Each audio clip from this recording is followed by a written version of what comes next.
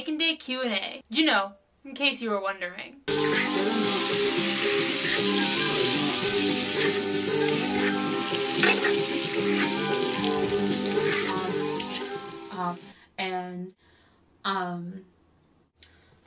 Alright. There's a bacon day? Yes. I don't know, bacon kinda creeps me out. What part of the pig does bacon come from? This part. When is Bacon Day? I observe Bacon Day each year on December 30th. While there is some debate about the actual day of Bacon Day, I don't think the date is what's important. It's like arguing that Jesus wasn't born on December 25th. Whether or not he was born that day isn't important. What's important is that you remember that he was born.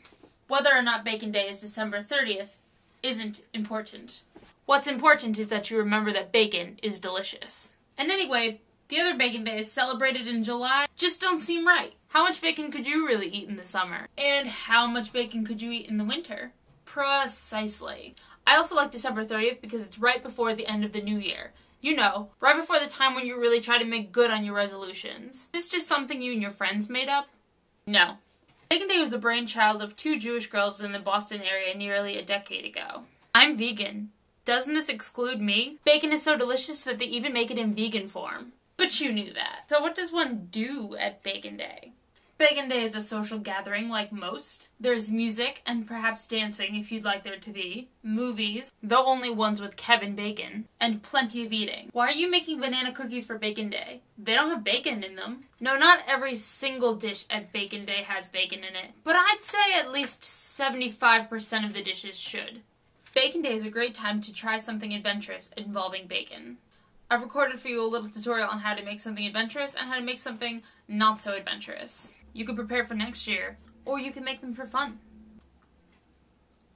This is my first year hosting a Bacon Day celebration, and I figured I would take this opportunity to try out some adventurous bacon recipes.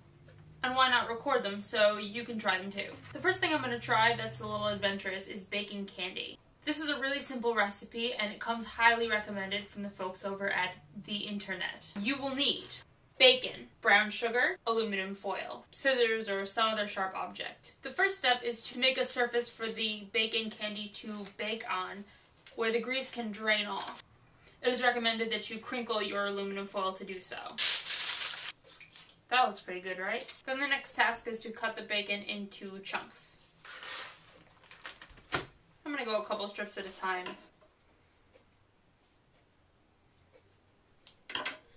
Cut them into chunks about this big. Sort of a non-committal size. If you aren't into it, you haven't committed to eating much. The next step is to dredge your bacon pieces in brown sugar.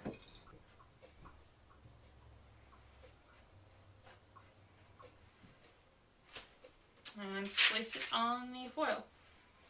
So I've filled up my foil and I'm going to put them on. This tray has a little bit of a lip so it'll catch any grease and it won't get on the bottom of my oven and start to smoke.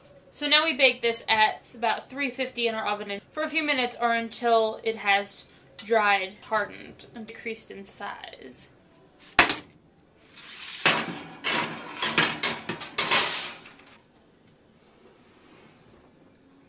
Once the bacon pieces are dry, we take them out of the oven and let them cool to harden.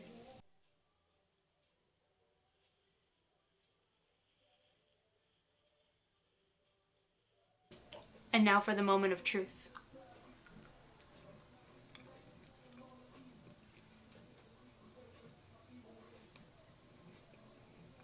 It's actually really good. Alright, and now for some man dip. If the path to a man's heart is through his stomach, should I take it as an insult to my cooking that I'm single? This dip was dubbed man dip because it's always a big hit with the menfolk. I'm actually halving the recipe because I always make way too much. Appropriately halved, you will need a half-size pack of mushrooms, diced, half a container of French onion dip, 1 cup of mayo, over a cup of shredded cheese, 1 pack of bacon fried and crumbled, and garlic and parsley to taste. This is all going in your slow cooker, so go ahead and turn yours on. I'll start by adding my cup of mayo. Then I'm going to add in my half a container of French onion dip. Next I'm going to go ahead and dice up my mushrooms. pretty good. Now I'll add them in. Now we grate the cheese.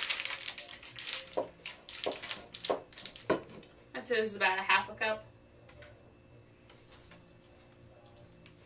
And more than another half a cup. It wouldn't be a bacon day recipe without the bacon. Crumble in your bacon. Now cover and let it sit for a few hours, and then enjoy with crackers. Kyle, this is why you're going. Oh, let's do it. 4, 3, 2, 1. Happy New Year!